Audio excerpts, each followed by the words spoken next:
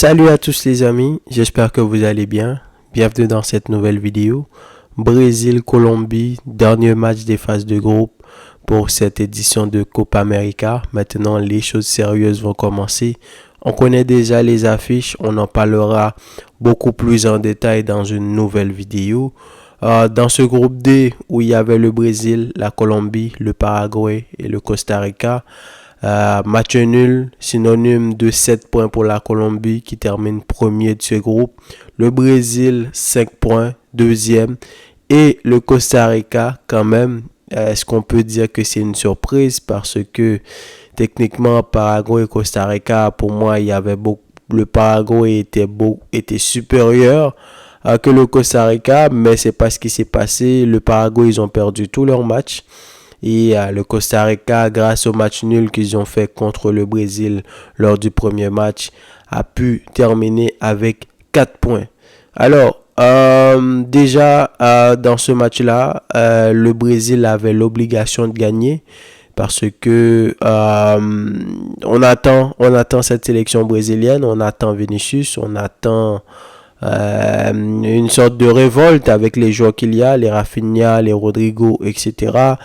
Le Brésil qui avait fait un match nul au début de la compétition, malgré c'était pas forcément un mauvais match, mais quand même on a pu voir les lacunes qu'il y a eu dans cette équipe-là. Donc aujourd'hui c'était à la fois important de gagner la Colombie, histoire de lancer un message, ou du moins l'histoire de sonner la révolte en quelque sorte pour dire qu'on est capable, parce que battre la Colombie, l'une des meilleures équipes dans les éliminatoires en ce moment, je me rappelle plus, j'ai pas les stats, mais il paraît qu'ils sont sur une bonne séquence, sur une bonne quantité de matchs qu'ils n'ont pas perdu. Et ils sont deuxième dans les éliminatoires pour la Coupe du Monde de 2026. Ils sont troisième juste après l'Uruguay. L'Argentine est premier, l'Uruguay est deuxième, la Colombie est troisième. Si je me rappelle bien, je crois qu'ils ont juste un point derrière l'Uruguay.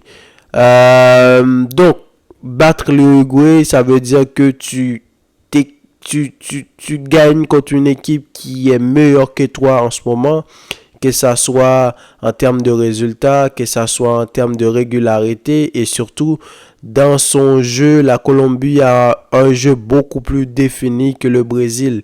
Et surtout, la deuxième chose, c'est que le Brésil devait gagner pour obligatoirement éviter l'Uruguay en quart de finale. Jouer l'Uruguay en semi-finale et jouer l'Uruguay en quart de finale, surtout ce Brésil-là et l'Uruguay qui a terminé premier de leur groupe, ils ont gagné leurs 3 derniers matchs. Leur dernière victoire, c'était hier contre les États-Unis.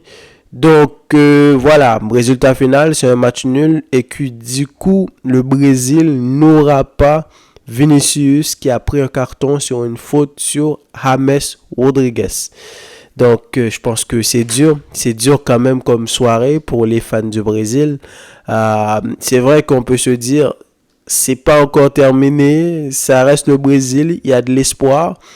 Mais quand j'ai vu ce match-là aujourd'hui, et surtout je connais le niveau de l'Uruguay, je les ai vus jouer, j'ai vu l'Uruguay gagner contre l'Argentine.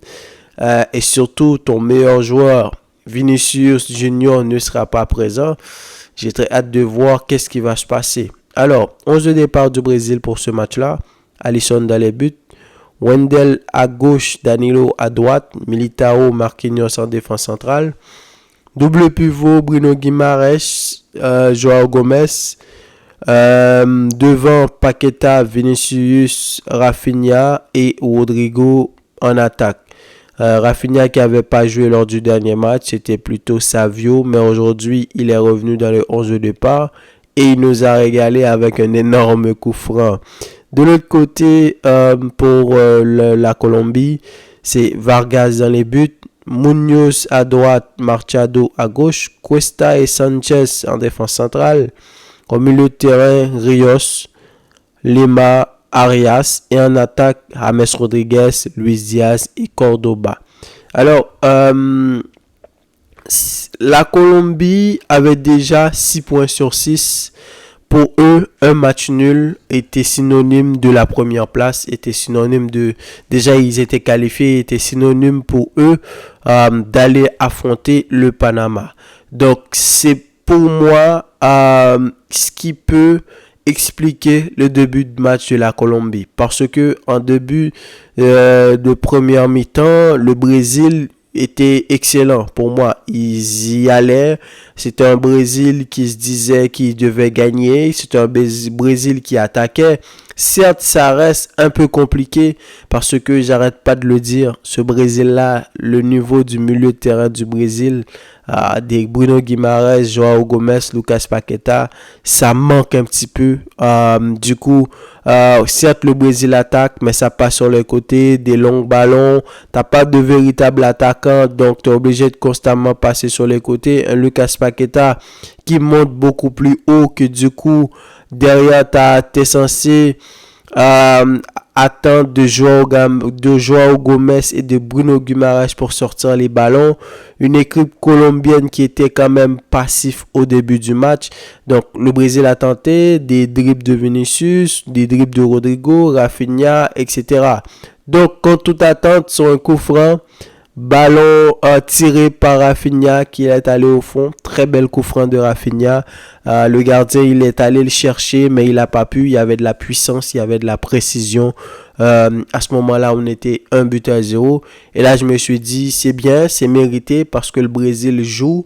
Certes, il y a une grosse intensité quand même de la part de la Colombie, mais c'était plus ou moins mérité pour le Brésil à ce moment-là. Alors, fait de match, il y a une action où Vinicius a dribblé Munoz dans la surface de réparation. Pour moi, clairement, il y a faute. On va pas tergiverser là-dessus. L'action sur Vinicius, il y a faute parce que déjà, c'est une provocation. Tu es dans la surface. Vinicius, il a fait le dribble. Munoz, à aucun moment il a touché le ballon et surtout il y a contact. S'il y a contact dans la surface de réparation, automatiquement c'est un penalty. Et ça m'amène d'ailleurs à juger un peu le niveau des arbitres dans la Copa América. Certes, c'est un football vraiment c'est un football vraiment très très très agressif. Tu as l'impression que c'est même pas une impression, c'est très compliqué pour un joueur de faire plusieurs actions individuelles. Ça veut dire que d'être capable de dribbler un ou deux gars sans vraiment te faire arracher parce que les gars ils vont te prendre le maillot, ils vont te taper dans le dos et tu as même des actions où le gars aurait peut-être pu en allant te taper voir que ça peut être très très très dangereux pour toi, mais il y va quand même, il ne se retient même pas. Hier là, il y a un joueur de l'Uruguay qui est sorti, même si lui il s'est cogné la tête par terre. Il y a eu un autre joueur, encore une fois, j'ai oublié c'était quoi son nom, qui est sorti. Donc c'est des matchs avec beaucoup d'engagement. Et derrière, les arbitres, on dirait qu'ils suivent le rythme. Ils sont pas capables de dicter le tempo du match, à savoir de calmer certaines fois certains joueurs parce qu'il y a des grosses agressivités parfois, surtout dans des parties de terrain que tu trouves que c'est pas mérité. Donc pour moi il y a pénalty sur Vinicius et à ce moment-là le Brésil qui potentiellement pouvait passer à 2-0, on ne sait pas quel genre de match ça pouvait donner. Donc le même Munoz qui est passé d'un possible fautif sur un penalty pour le Brésil est allé marquer le but de l'égalisation pour l'Uruguay. Ça me rappelle l'histoire de l'Allemagne contre le Danemark. Andersen, si je me rappelle bien de son nom, qui a cru avoir marqué un but. Et ils ont dit que c'était hors-jeu et quelques temps après, il a fait la faute qui était synonyme de penalty pour l'Allemagne qui du coup a marqué le premier but du match. Donc, dommage pour le Brésil. Juste avant la fin de la première mi-temps, t'encaisses un but comme ça contre la Colombie dans un match compliqué. Et d'ailleurs, depuis que le Brésil a marqué leur but, la Colombie a pris l'initiative du jeu. Maintenant, ils sont beaucoup plus ouverts, ils ont plus le ballon, ils dominent beaucoup plus le Brésil. James Rodriguez aujourd'hui qui a fait un excellent match, malgré l'âge qu'il a, malgré l'intensité qu'il y a. Parce que de l'autre côté aussi, on peut parler de la Colombie, mais de l'autre côté aussi, le Brésil, ils ont joué un match beaucoup c'était très agressif également. Je parlais de James Rodriguez. Aujourd'hui, quelqu'un comme Bruno Guimaraes, et heureusement que l'arbitre il a été un peu clément parce que il a fait d'énormément de fautes aujourd'hui sur James Rodriguez. C'est d'ailleurs pour cela que je salue sa performance un peu parce que malgré les coups qu'il recevait, malgré l'intensité qu'il avait, il n'arrêtait pas d'essayer, il driblait, il essayait. Il a fait un coup franc sur la barre transversale. Je pense que c'était bien avant que le Brésil ouvre le score. Vraiment excellent match aujourd'hui de James Rodriguez qui a terminé homme du match. Alors, Luis Diaz, on l'a pas vraiment trop vu. C'était un peu compliqué que la balle arrive dans sa zone. Ça passait beaucoup plus du côté de James Rodriguez, même si dans quelques occasions il a essayé de prendre un peu de vitesse, mais on connaît le Luis Diaz, physiquement il est quand même en forme et donc voilà. Je le disais que Vinicius a pris un carton jaune. Du coup, il va pas être là pour les quarts de finale. Je crois que le Brésil va jouer samedi prochain contre l'Uruguay. Donc, coup dur pour le Brésil. En deuxième mi-temps, ils ont fait sortir Lucas Paqueta, je ne sais pas pourquoi. Je sais qu'il y avait une quantité de joueurs que s'ils avaient pris carton, ils n'auraient pas pu être là dans le prochain match. Est-ce que Paqueta était là-dedans? C'est la seule explication possible que je pouvais trouver parce que déjà la Colombie avait la possession, mais alors là, quand Paqueta est sorti, le Brésil n'avait plus du tout d'inspiration dans le jeu. Il ne se passait pas vraiment grand chose. Rodrigo qui a pas fait un bon match aujourd'hui et il est sorti dans le match et c'était un changement assez justifié quand on a fait monter Savio et fait passer Rafinha de l'autre côté. Vinicius, encore une fois, un peu trop décalé sur son côté et surtout, il a été esselé aujourd'hui par les joueurs colombiens. L'intensité, ils ont fait beaucoup de fautes sur lui.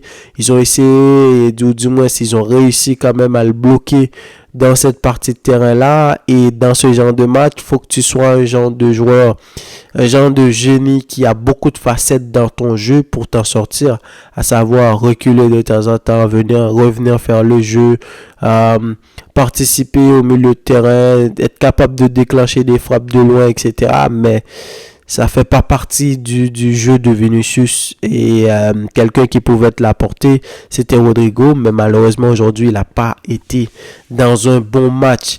Donc très bel match des Colombiens, vraiment ça te montre la différence entre une équipe qui est stable, entre une équipe qui sait ce qu'il fait et contre une équipe qui n'a pas encore qui n'arrive pas encore à se trouver complètement. Oui, il y a des joueurs, il y a des Paqueta, il y a des Rafinha, des Rodrigo, des Vinicius, mais collectivement, qu'est-ce que ça donne? Danilo, depuis le début de la compétition, les deux latéraux du Brésil, là, c'est vraiment très bas. C'est vraiment très bas comme niveau. Danilo, je crois qu'il joue à la Juventus de Turin, mais je me rappelle pas vraiment un moment où Danilo, il a fait un centre qui était très important, même si dans ce système de jeu là aussi on peut se dire tu vas centrer mais c'est qui va recevoir le ballon. Mais le Brésil, moi les latéraux auxquels j'étais habitué c'était des Maicon qui n'étaient pas si techniques que ça mais qui se projetaient énormément vers l'avant. Et surtout Daniel Alves, j'ai pas besoin de vous parler de Daniel Alves. Et de l'autre côté tu avais Marcelo et tu avais l'autre là qui était à l'Atlético, Felipe Luis, qui était aussi excellent. Et là maintenant, tu as Wendell, tu as Danilo et il y a aucune inspiration. Militao qui est en défense, on voit clairement qu'il n'a pas encore récupéré. Et surtout, les balles aériennes, le Brésil a souffert, alors que tu as Militao et tu as Marquinhos en défense. C'était compliqué. D'ailleurs, même la Colombie avait marqué un but d'égalisation, mais il y avait hors-jeu. Hors-jeu très bien signalé.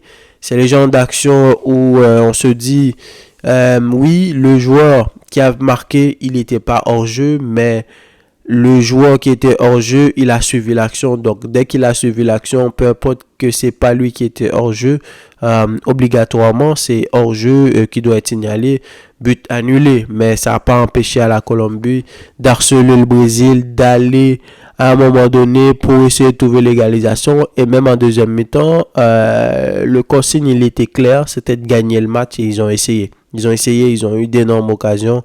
Le Brésil a pu compter sur un excellent Alisson aujourd'hui, comme depuis le début de la compétition.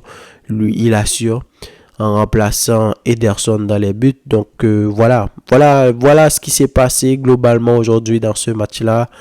Je peux juste faire des analyses sur le Brésil. Est-ce que je peux vraiment les critiquer? Parce que avant la compétition, je le disais déjà que voilà, le Brésil, c'est une équipe qui se cherche, c'est une équipe qui n'est pas encore claire dans ce qu'il va faire. C'est un nouveau coach.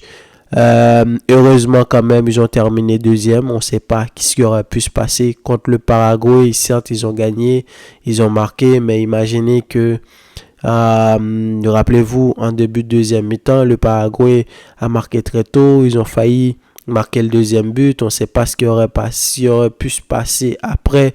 Et il y a eu une action où c'est le défenseur là qui a fait une erreur. Du coup, Vinicius a pris la balle. Il n'a pas analysé dans sa surface de réparation. Vinicius a pris la balle. Il a marqué. Donc, voilà. Donc, ils ont terminé deuxième. Maintenant, ils vont affronter l'Uruguay, qui est l'une des meilleures équipes de la compétition. Je pense que ça se joue entre les trois là. Et Venezuela a terminé à 9 points. L'Uruguay a terminé à 9 points. L'Argentine a terminé à 9 points. Donc là maintenant, tu vas affronter les meilleurs. Et potentiellement, si tu gagnes l'Uruguay, tu vas encore affronter la Colombie. Donc il y a une partie de tableau assez compliquée pour le Brésil. J'ai très hâte de voir qu'est-ce que ça va donner. Et voilà. Donc dites-moi qu'est-ce que vous en avez pensé à propos de ce match-là. Match nul, Vinicius suspendu. Quel est votre sentiment pour la suite? Est-ce que le Brésil est capable de battre l'Uruguay? Ça reste à voir. Donnez-moi vos avis dans les commentaires. Quant à moi, je vous dis à la prochaine pour une nouvelle vidéo. Salut!